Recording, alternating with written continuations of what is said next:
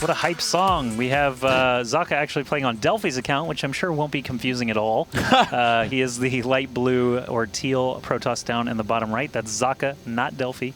And way up here in the top left, we have, once again, FXO.Tear playing as FXO.Choya. That's right. And it is Tear, not Choya. It is the blue Protoss up in the top left. That's correct. In fact, it is not Delphi versus Choya right now. It's Socke versus Tear. The map is Ohana, though. And I want to see what Socke has prepared for this. Socke is kind of a cool guy in the sense that he has a lot of builds that are available to him. I remember there were some ridiculous games that we had way back last year in IPL, right around IPL 2, in between IPL 2 and 3.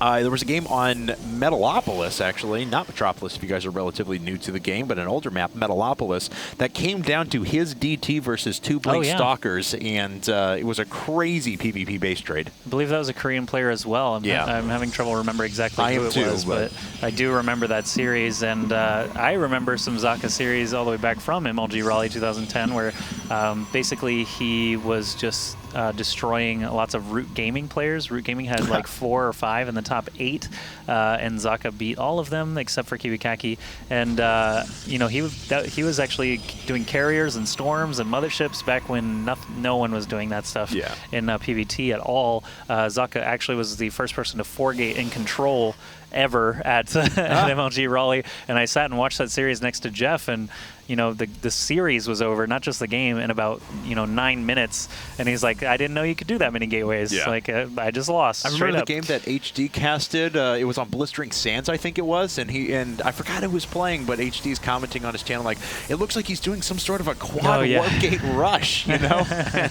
4-gate just became a thing after that. I wish it was just still called Quad Warp Gate Rush, though. That would be great. Of course, these players are teal and blue, so they're going to be as difficult then as possible to teleport, in addition to using different tags as well. So thanks very much, guys. We have Cybernetic, of course, and second gas coming up for both players. Looks like Tear is a bit behind on his second gas, but he was a bit ahead on his initial gateway. He dropped it down 1 supply earlier. IPL Confusion League going on here for our team league today between FXO Korea and aTnType.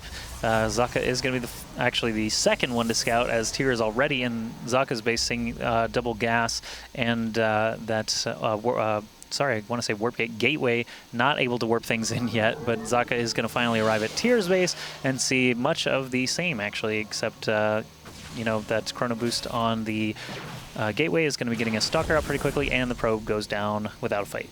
Bye-bye. All right, but it looks like we're going to have a bit of a 3-Stalker opening here from Socke. We'll be able to hunt down pylons on the map and defend against early aggression.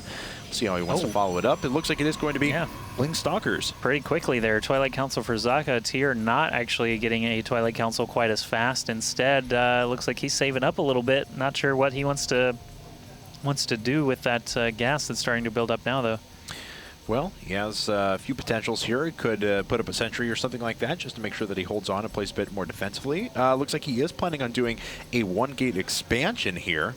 And that is awfully risky, but a lot of Protoss players have been favoring earlier expands, more of them coming after 2 gates in a robo or just 2 gates. But the 1 gate, certainly if you're able to hold any sort of follow-up attack, as we do have 3 gates with Blink coming up now for Socke, you will be in a pretty good position to take the late game. Yeah, it looks like Socke is actually just gunning it for the early game. He's going to bring the probe along with these first 3 Stalkers already to start clearing out, you know, bad guys from these Zalanaga towers. You can see Tear actually scouting all around for any forward pylons that may have been dropped by the scouting probes, but really he knows where the action is now because those 3 Stalkers came along and took out his probe. This is kind of risky actually from Tear. He knows that there are 3 Stalkers nearby, and he's going to go ahead and force the issue anyway. Well, his Stalkers are still trying to form up. The probe of Socke, if you'll notice, is actually trying to stay hidden, trying to stay out of view of everything so that he can sneakily move along the left side and start warping in some pylons for Socke's Blink attack to be more effective here in the near future. And Socke now turning these over into warp gates, taking a couple of seconds there, but he will be able to start moving stuff up to the front. 2 pylons, I believe, are warping in, or just one. If I heard a second one somewhere, maybe it was this one that was sitting on the high ground for Tear. So he has a couple of sentries, but if Socke even catches a peek up this ramp, which is a little bit wider than your normal one, he should be able to blink it very quickly. Yeah, if he can just get any one of his units up there to blink up, that'll be certainly a big advantage for him. And looks like it's not going to happen for the first wave of force fields, so he will back off just for a second, continue using that pylon that's nearby to warp in more stalkers. It looks like Tear is about to get the robotics facility up, though. He's going to want to chrono boost out an immortal pretty quickly. There you see the blink maneuver, blinking up to gain vision, and then blinking up with the rest to very quickly try and power down these stalkers. It looks like he's not as concerned about the sentries. Once he's up there, force fields don't really matter so much, so he is actually just trying to get rid of the damage dealing units. All these stalkers of Tear actually going down. Probes are having to be pulled off the line. You can see the sentries queued up after that. Socke is going to continue to warp in, and now that he has vision inside the main, he can actually just directly warp in, and Tear GG's out in only an 8-minute game there in game 5. Yeah, pretty quick one, and Socke taking a game back and making this a very close set once again. It's 2-3. Socke still has a little bit of work to do, but aTn is right back in this. All right, so FXO Korea has the option once again for who they want to put in. They get the map choice as well. On the other side of this break, we'll get into game number 6 between Socke and Whale. Whale, the Zerg player, correct? Yeah, yes, okay, yes. So we'll see yet another PVZ as we get back from this side of the break.